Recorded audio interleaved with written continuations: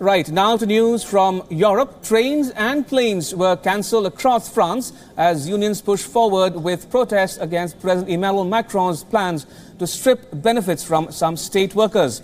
French rail workers have launched 3 months of rolling train strikes in what threatens to become the largest and most chaotic industrial action against Emmanuel Macron's drive to overhaul state transport and liberalize the economy, dubbed as the Black Tuesday. The first day of these strikes have affected daily commute for people making their way back to work after an extended Easter weekend. The chaos witnessed in Paris's busiest railway station was such that crowding led to commuters stumbling onto the tracks. Only one regional train in 5 and one high-speed TGV train out of 8 were running. Commuter lines into Paris were severely affected and international train services were cut, with no trains between France, Switzerland, Italy and Spain, and only 3 out of 4 trains running on the Eurostar service connecting with London. Meanwhile, in a reaction from Macron's government, French Transport Minister has said that the government is firm on its stand.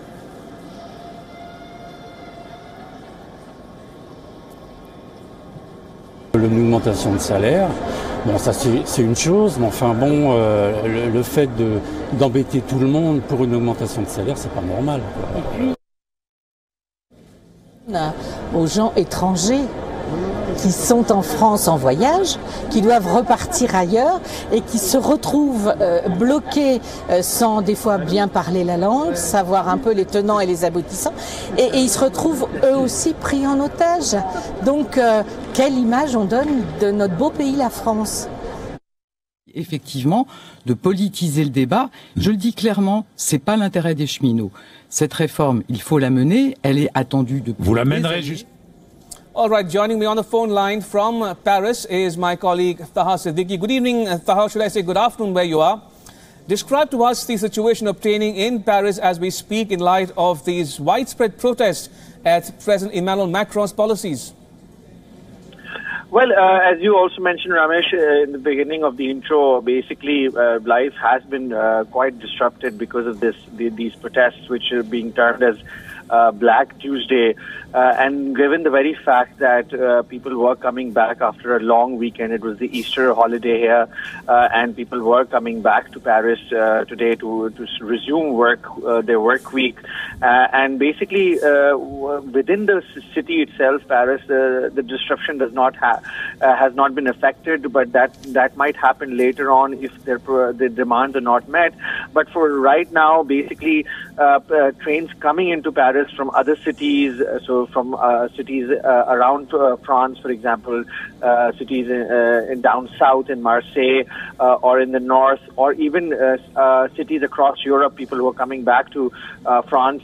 All of those commuters were affected severely, and as you would know that most of the people who work in Paris live outside in the suburban area. So because of that, the train services, which are the main train lines, have been affected, and because of which, 75% of the people who were working for the train services today did not show up at work, and it is expected that a similar situation will continue tomorrow.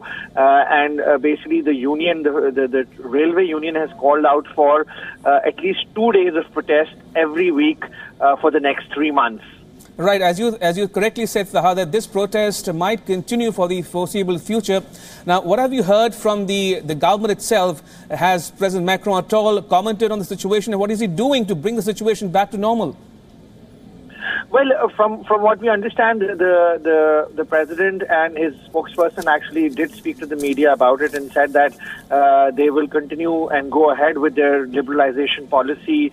Basically, the issue right now is that the railway employees, which is a public or sector organization, they enjoy special benefits, and Macron's government is saying that in the coming days, the new employees, not the ones that are already working for the company, but the new employees that they will be hiring will not enjoy those special privileges which were given to the employees back in the time when trains used to use coal method to operate rate, and because of that, they had those special privileges. Now, in the coming days, they're saying that the new employees will not get those special privileges, and this is basically Macron saying that in the coming days we have to liberalize the economy, and perhaps some people feel that he is taking this railway sector into privatization, although the government has denied that. Right. And they're saying that this is only for bringing in efficiency and competitiveness in the market and compete with the other European companies which are also do not give such Right. benefits to the employees. And there's a big debt that the railway industry has, which the government has to pay. So overall, the government seems to be standing on ground and saying that we will not budge by our sort of these measures that they are going to be taking in the coming days.